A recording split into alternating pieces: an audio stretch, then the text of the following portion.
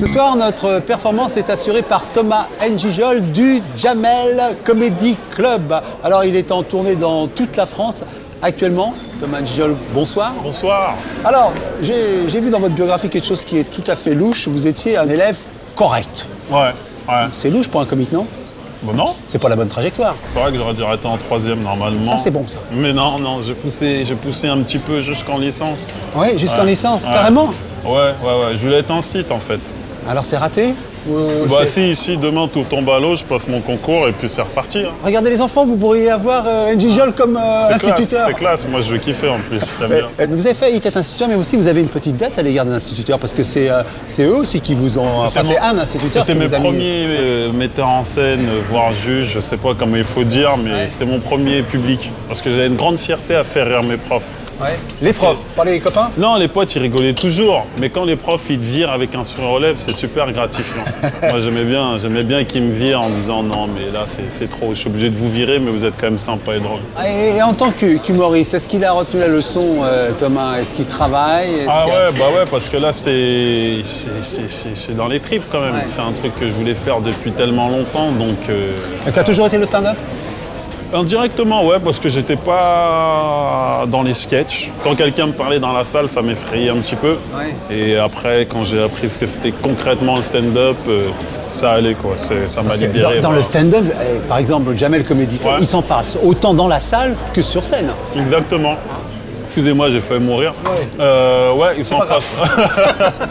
non, mais il s'en passe autant, ça fait partie du jeu, quoi. Ouais. Il y a une partie, il y a 10-15% de... On sait pas ce qui va se passer, quoi. D'impro, oui. C'est ça, d'impro, de laisser aller, Ouais.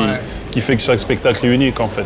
Alors, dans ce Jamel Comedy Club, bien sûr, il y a Jamel qui fait le maître de cérémonie et qui fait Ouais. le lien entre vous tous. Ouais. Alors, quand ils sont, les autres, là, vous êtes une 11, je crois, On est d'abord. 11, On est 11, hein, vous êtes 11 comédiens, ouais. Alors, quand vous les regardez passer, allez, chacun son tour vers la fosse, là, Ouais. qu'est-ce que vous dites? Tiens, ça c'est pas mal, ça c'est, ou vous donnez des conseils entre vous? Ouais, bien sûr, il y a une émulation en fait. Il n'y a pas de chef, on est une sorte d'ensemble. Disons que s'il y en a un qui pêche dans le spectacle, Bah oui. il va nuire à la soirée et pas seulement à lui-même. Donc on fait toujours en sorte que tout se passe bien pour tout le monde. Et à bloc alors, parce que vous avez fait un spectacle où vous étiez tout seul, Ouais.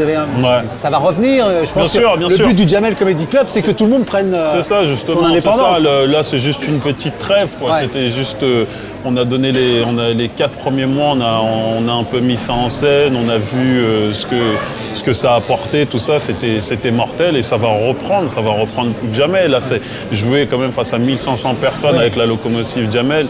C'est une bonne école, quoi. Donc du coup, quand je vais revenir sur mon spectacle, je serai encore plus à bloc. Bah, nous, on va voir un extrait.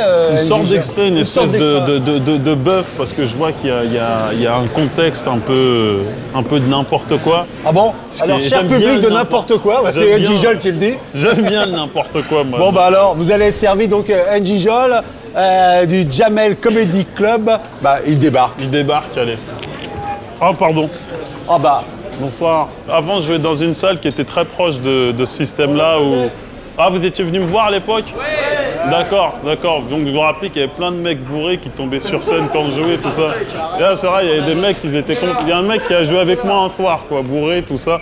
C'est très, très marrant. Il y avait souvent, justement, c'était ça, la configuration. Plein de blancs au premier rang. Non, vraiment. Et les noirs et les arabes, c'était souvent dans le fond, avec leurs blousons, prêts à fuir, on ne sait pas pourquoi. Un peu comme toi, là. Ça, c'est les nouveaux banlieusards, ça. Ça, c'est les nouveaux banlieusards. Vous avez remarqué, il y en a 2. Voilà. Ouais. Mi-gay, mi-kaira, un petit peu. Hein. Très, très, très propre sur eux. Hein. C'est vrai, hein. C'est très beau tout ça, c'est très beau. Non mais je suis très content de ce qui m'arrive. C'est marrant, je vois des gens qui me regardent quand je parle, tout ça. Aujourd'hui, je travaille à Canal+, et c'est très... Je rentre en taxi aussi. Toi, tu rentres comment, en métro? D'accord. Bah, garde la pêche, comme on dit chez nous. Non, je disais, je suis content, tout ça. En fait, il s'est passé plein de choses depuis. Vous avez vu que l'autre, là, comme il s'appelle, Harry Roselmack, tout ça, je sais pas si vous avez suivi ça à l'époque. Hein, c'est le mec qui a fait ça, a changé depuis. Hein, le mec qui fait le 20h, là. Moi, ma seule crainte, justement, c'est que sur lui, que ce soit le journal de 20h10, 20h15, parce que comme il est de Martinique, tu vois, j'avais un peu peur au niveau horaire qu'il qui soit à la bourre, tout ça. D'ailleurs, Daniel, tu es d'origine antillaise, si je me trompe. Martiniquaise. Ouais. Hein. Absolument, 20h15 moi. Ouais, ça doit être le Martiniquais qui s'est fait le plus insulter de sale arabe, je suis sûr, au monde. Absolument, parce que moi j'ai une gueule d'arabe. C'est vrai, t'as une tête... et aussi, t'as aussi la gueule de Julien Clerc. Aussi. Si, je cumule, moi. Les deux, je les deux. cumule. On va t'appeler Moustapha Clerc. Bon, ceci dit, pour revenir à mes petites histoires, enfin, il y a des couples dans la salle un petit peu. Ah oui. Ouais. Pas forcément légitime alors. Il y en a un. Non, les deux gays ils sont là, c'est les deux banlieusards. Il y en a qu'un, c'est que vous, le seul couple dans la salle. Les filles, justement, enfin, vu que tu es seule, vous savez, quand un homme vous invite au restaurant, c'est pas pour manger, en fait.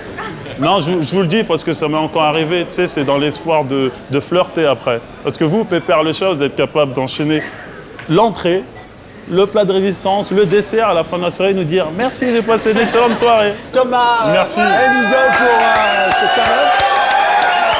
Vous pouvez le retrouver dans Jamel Comedy Club en tournée dans toute la France. Voilà, c'est terminé ce soir.